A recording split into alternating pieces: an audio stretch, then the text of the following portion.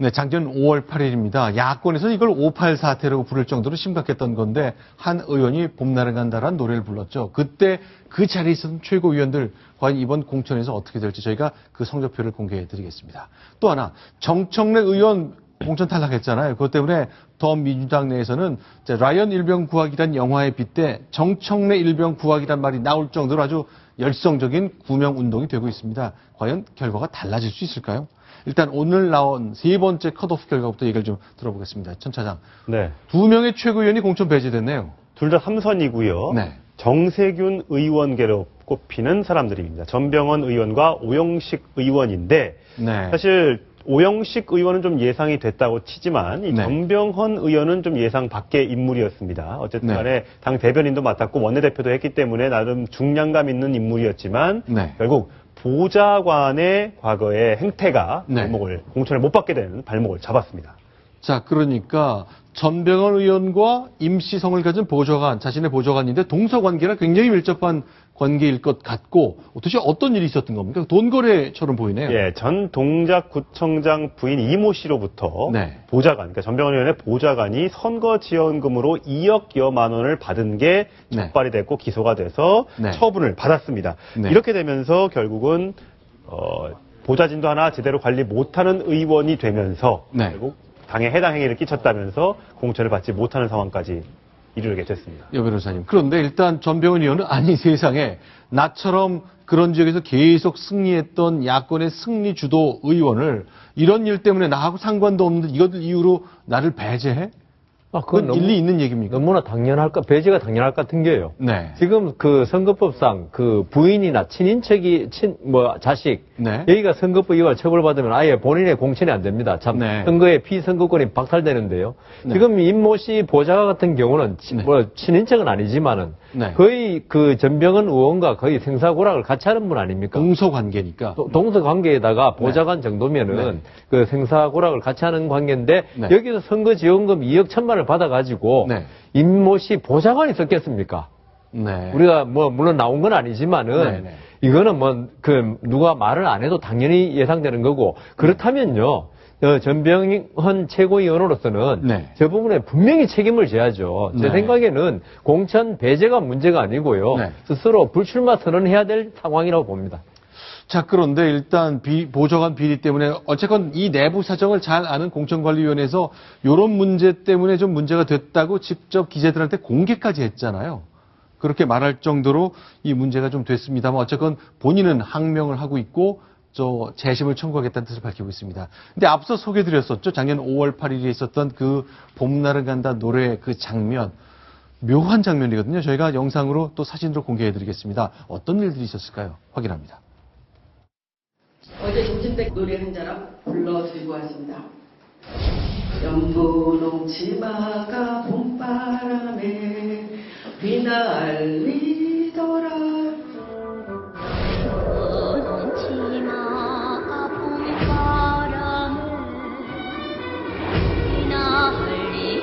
휘날리더라.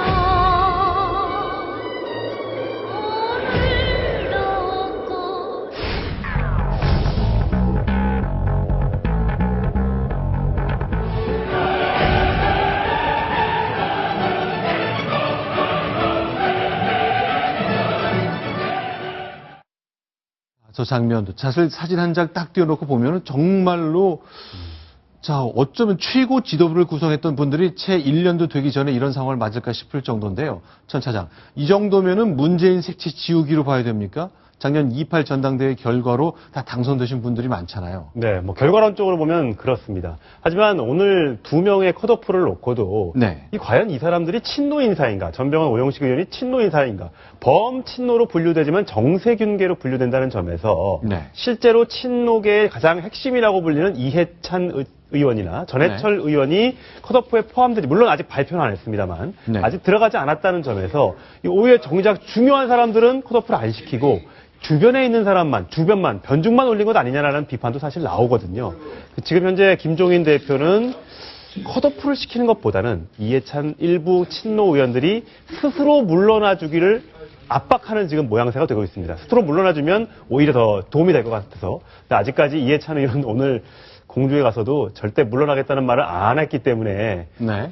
결국은 가서 컷오프 되지 말라는 법도 없을 것 같습니다. 저는 가장 큰 문제점은 오늘 네. 공천 컷오프의 문제점은 아까 전병헌 의원 이야기했지 않습니까? 네. 보좌관이 2억 1천만 원 받은 거. 근데 사실 이거보다 어떻게 국민들에게 더 큰 충격을 준 거는 이목희 의원의 보좌관 월급 상납 사건이거든요. 네. 그런데 이목희 의원이 공천을 받았단 말입니다. 네. 이게 과연 이번 공천에서 친노 배제라든가 운동권식 정치 배제 네. 이게 과연 맞느냐 가장 큰 문제점을 던져주는 거죠.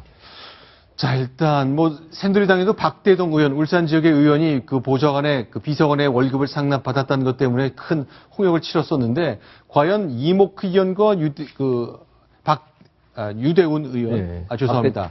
박대동 의원이죠, 울산에. 이 두 의원 간의 그 공천 결과 처리가 어떨지 좀 비교해 보는 것도 관전 포인트가 될 것 같습니다. 자, 그럼 구재홍 차장께 더 질문 드릴게요. 네. 이해찬 의원. 네.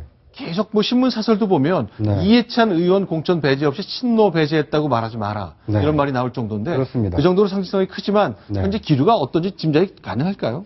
지금 더불어민주당 내에서는 빠르면 오늘 정도의 컷오프 명단에 이제 포함이 될 것으로 예상을 했었는데요. 네. 오늘 빠진 것은 아마 이제 대안을 찾지 못해서라는 얘기가 중론입니다. 네. 김종인 대표가 지금 비서실장으로 있는 이제 박수현 의원이 인접 지역구거든요. 네. 그래서 혹시 이제 세종시로 옮겨서 출마할 의향이 없는지 타진을 했다고 하는데 네. 박수현 의원은 이제 지역 구민과의 약속을 어길 수가 없다라고 네. 해서 이제 거부를 했다고 합니다. 네. 그러다 보니까 이제 어떻게 보면 컷오프 시키는 것은 어려운 일이 아닌데 컷오프 되고 대안을 마련하지 못하면 한 석을 잃을 수 있기 때문에 조금 더 이제 신중하게 대안을 찾은 다음에 논의를 하자. 이렇게 해서 조금 늦추고 있다. 이런 것이 지금까지 기류입니다. 네. 이해찬 의원이 내일 선거사무소를 개소식을 한다고 합니다. 네. 내일 낮 3시에 김종인 대표가 갈까요, 안 갈까요? 자, 일단요. 그 인근에 있는 박수현 의원의 사무실을 오늘 갔잖아요. 네. 그런데 자, 세종으로 옮길 생각이 있느냐 그러면 물었다는 것 자체가 일단 배제의 가능성이 굉장히 높아졌기 때문에 가면 안 되겠죠. 안 갑니다. 네. 내일 결과적으로 내일은 정세균 의원과 박영선 의원의 선거사무소 개소식에는 네. 김종인 대표가 참석한다고 문자가 종전에 왔고요. 네. 이해찬 의원은 내일 하지만 가질 않습니다. 근데 오늘 이해찬 의원이 공주 그 사무소에 왔어요. 사실 남의 행사에는 이해찬 의원이 잘 안 다닙니다. 네. 기자들이 따라 붙을까봐 굉장히 불편하기 때문에 안 가는데 네. 오늘 와가지고요 아주 적극적으로 장문의 메시지를 발표를 했어요. 그 얘기를 아하. 보니까요. 네. 정말 공주 자주 넘어와서 선거 돕겠다. 네. 서양 지역 자주 가서 우리가 승리하는데 1위를 담당하겠다. 네. 이렇게 얘기를 했어요. 그러니까 결국 나 컷오프 시키지 말고 난 놔두면 내가 이 충청도 전반의 선거를 열심히 한번 치러보겠다. 네. 이런 지금 각오를 내비쳤는데 네. 과연 김종인 대표가 어떻게 판단할지는 조금 뒤에 며칠 뒤면 판가름이 날 것 같습니다. 자, 오늘 이해찬 의원의 모습처럼 절박했던 분, 며칠 전에 정청래 의원이죠. 그러나 결국 무위로 돌아갔고 공천에서 배제됐습니다. 그런데 정청래 의원을 구하기 위한 다양한 노력들을 계속 이어지고 있습니다. 생각보다 지지층 사이에서는 인기가 두터웠던 모양입니다. 자, 영상으로 준비했는데 그 내용 보고 정청래 일병 구하기 이야기 나누겠습니다. 전략 검색역 서울 마포구을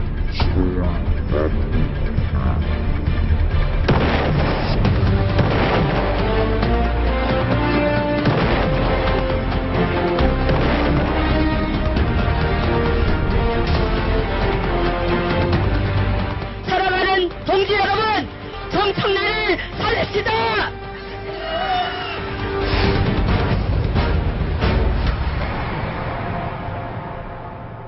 네, 영화 포스 속에 아주 멋지게 편집이 된 정청래 의원의 모습 봤습니다만 일단 배제되는 분위기잖아요. 예. 네. 그런데 그 제목이 좀 잘못된 것 같습니다. 정청래 일병이 아니고 정청래 포병입니다. 네. 정청래 포병구하게 돼야 되는데 네. 당의 대표라고 본인이 스스로 지칭하는데 일병이 되니까 상당히 씁쓸해할 것 같은데요. 네. 그런데 정청래 의원에 대해서 시각이 네. 지지자들과 지지자가 아닌 사람들 간의 시각차가 뚜렷한 것 같습니다. 네. 그러니까 지금 그 정청래 의원 지지자들, 특히 당 안에서도 진성준 의원, 김광진 의원 보면은요, 네. 정청래 의원의 막말 이런 데 대해서 그게 당을 위한 어떤 그거지 본인의 네. 사심이 아니다 이런 취지 같아요. 네. 그러다가 홍창선 위원장 뭐라고 그랬습니까?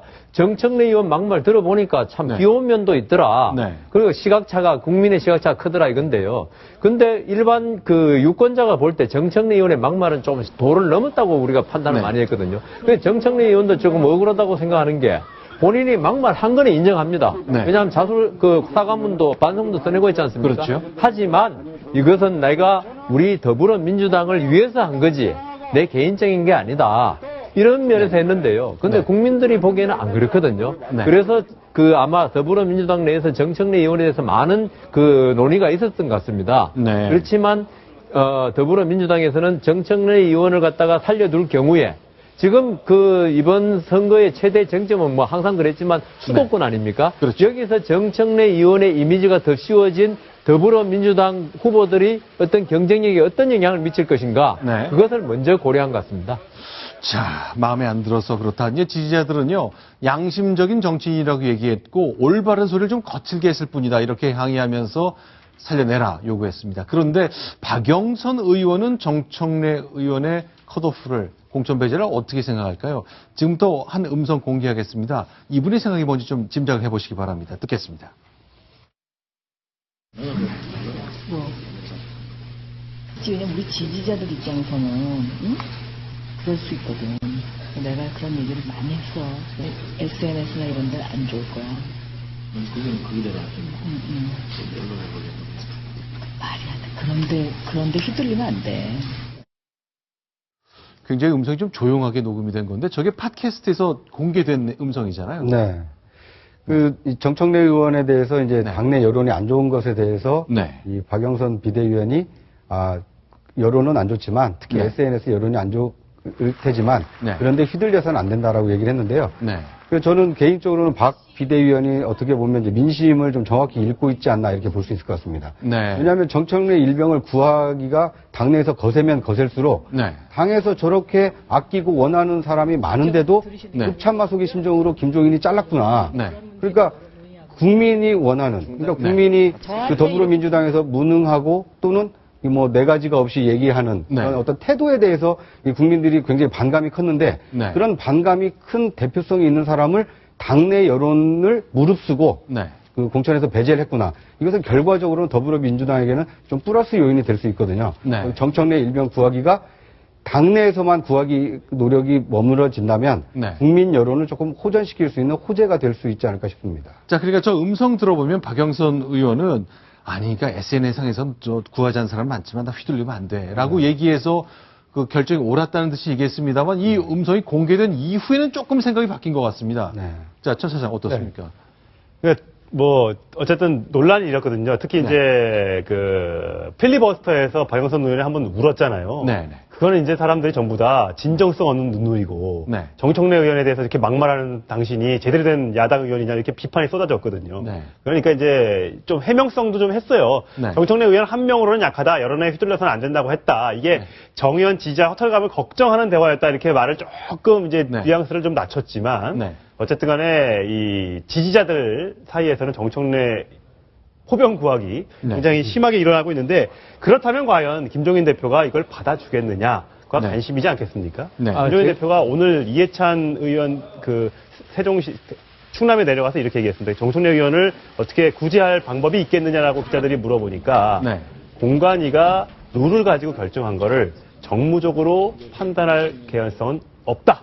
이렇게 얘기를 했습니다. 근데 그 박영선 지금 의원이 저렇게 말씀하신 건요. 네. 사실 정청래 의원이 아주 호불호가 뚜렷하지 않습니까? 그렇죠. 지지층과 비지지층에. 근데 그 박영선 의원은 정청래 의원을 지지하는 어떤 진보, 네. 이쪽 성향의 어떤 유권자의 마음을 헤아리는 게 본인의 선거에 도움이 된다고 생각하실지 모르죠. 저렇게, 지금 그 이후에 저렇게 나오신 거는.